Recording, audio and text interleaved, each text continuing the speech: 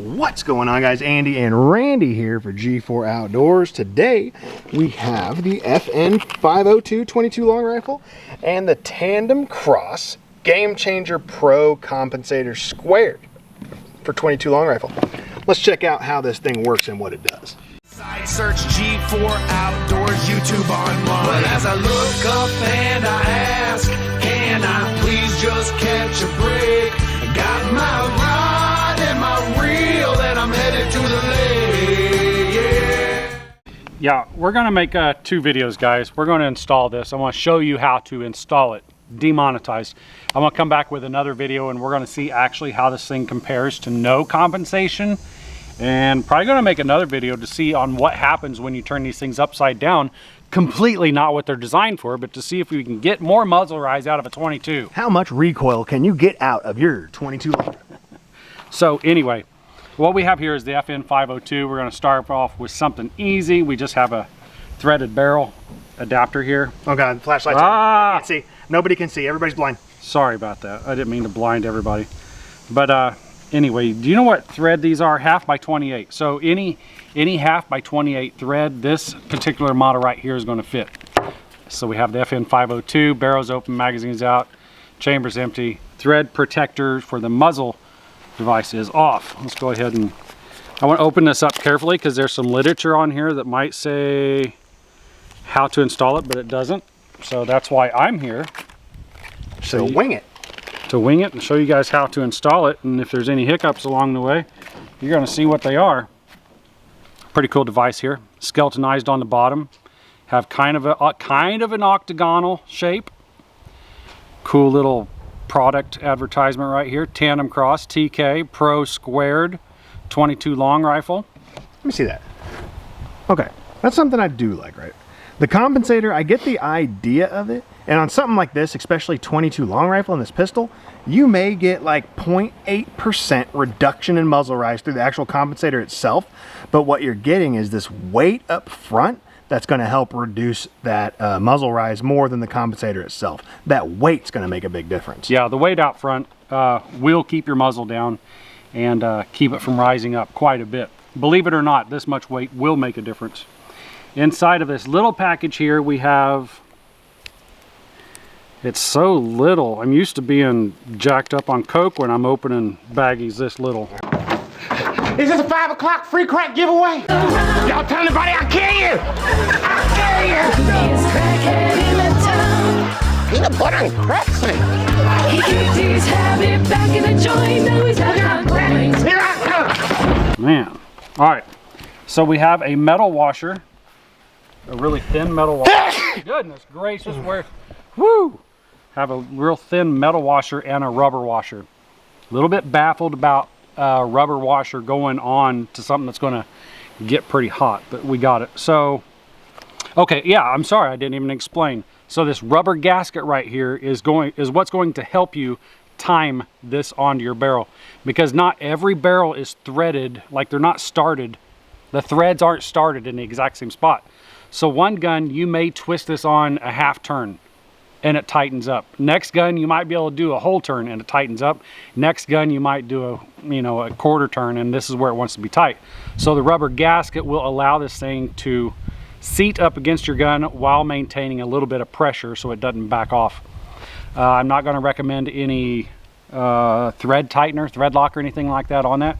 Just keep with the washer and the rubber gasket on here.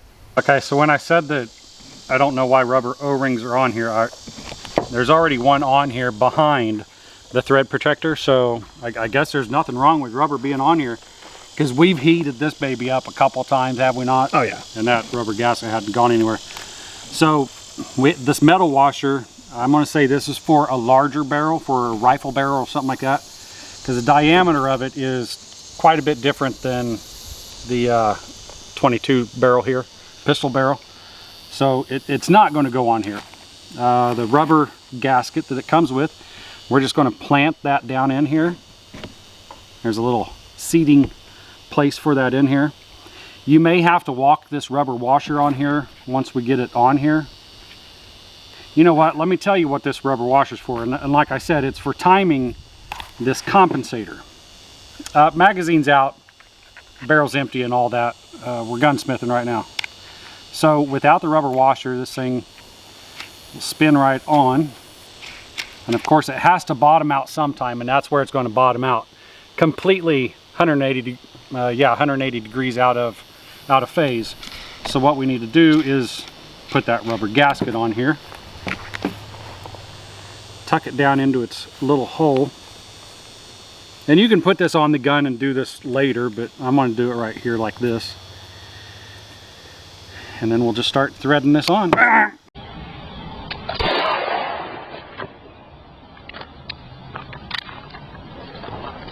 just fucking shot myself.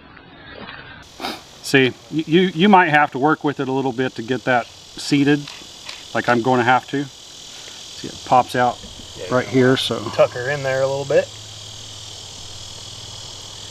get that tucked in. Make sure it's falling in that groove all the way around. You don't want a pinched gasket.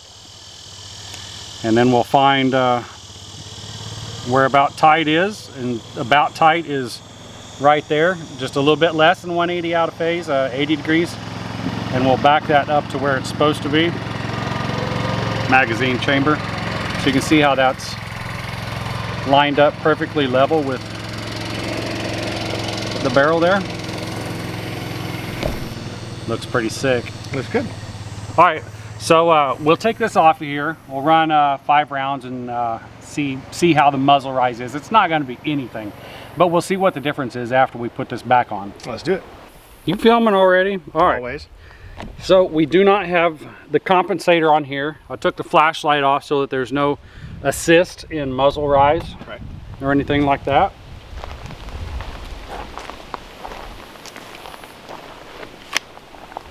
All right, so we got 5 rounds. I'm going to do 1 limp wrist, about as limp as I can go. Do you have the gun in frame on that? Yep. So that, you know, it's 22, it's not going to rise, and that was extreme limp wrist.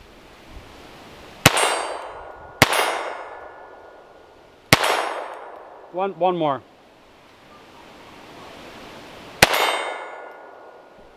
And that's about as soft as I can hold it. It raised up, I don't know, 2 or 3 inches. Yep. Not much. Anyways, let's put the muzzle compensator on. All right, so we got the muzzle device on.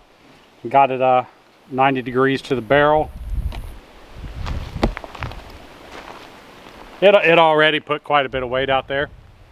Not tremendous, but there's definitely heavier out there. All right, 5 rounds. First round, extreme limp wrist.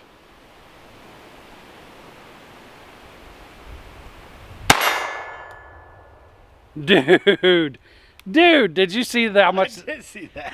That was That thing barely moved. That's crazy. Wow. Yeah, that's... I did not think that would actually work. On 22 pistol? No, I didn't think that was going to do anything at all. That actually worked, and you guys saw that firsthand. That was the first time I shot it with this on here. That's crazy. Okay. 5 round, no compensator, right? Limp wrist, first shot. Are we doing that? Yeah. Like this? Oh, that's super limp. Go ahead.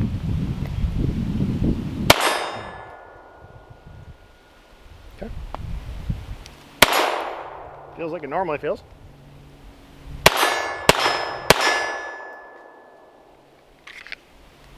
Let's compensate it.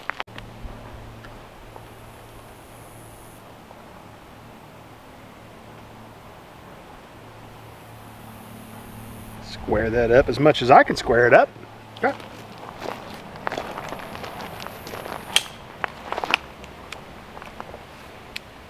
Let's 5 rounds, and I don't know if I said this a minute ago. These are CCI mini mag. Okay. A little limp wrist action. It just stayed.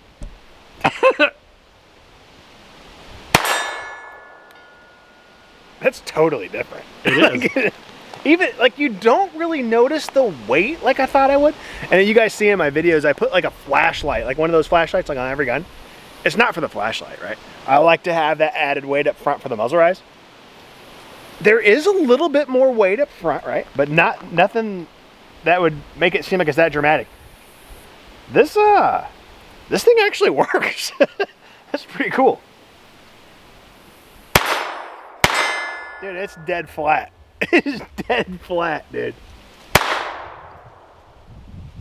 That's awesome. That is crazy. That is awesome. Watching it. That's awesome. Hey, did you notice how loud that was when you were shooting it last time? Yeah, that was way loud. Usually I can shoot this no problem. I think with the stuff maybe coming up out of the top of the bullet, it gives us that sound. But that was a lot louder than what it usually is. CCI Stinger, 16 and a half. I think there's like 1650 feet per second. Yep. Velocity. So they're gonna have a little bit, like a tiny more kick than normalcy. But yeah, I'm gonna go limp. Give her a limper. Wow. That's crazy.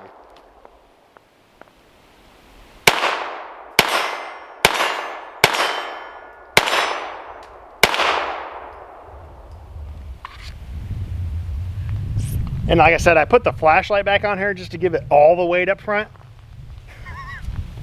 It doesn't feel like a 22, I'll put it that way. It's got some weight to her.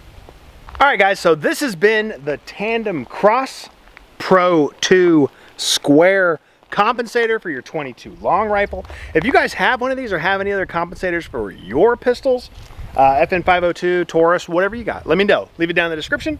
Like always, hit the like button. We appreciate that. Like there's gonna be 2 versions of this video, just so you know, if you are watching this, you made it this far. I'm gonna have a version of this video that is gonna be demonetized, where we're showing this installed being taken on and off. And I'm gonna have one where it doesn't show that. So if you wanna see us installing this, even though it's a super simple process, check out that video. If you are watching that video, like I said, we also have a second version of this without that being happened, okay? Comment, like, hit the subscribe button if you haven't, because we got another video getting ready to come up right after this one that you guys might wanna watch. We're gonna have this installed correctly, and we're gonna have it installed upside down to see if it creates more recoil. How much recoil do you want? You want all the recoil. Stay tuned for that video, guys. We will see you in the next one. I'm out. Monday, Tuesday, Wednesday, Thursday. I just dream of fishing while I'm going through my workday. I listen to my boss, though he's driving me berserk. Damn it, I can't take much more because my brain is really hurting. And now the bank is always calling and I don't know what to do. And I haven't bought a crankbait since like 1992. But the bass are out.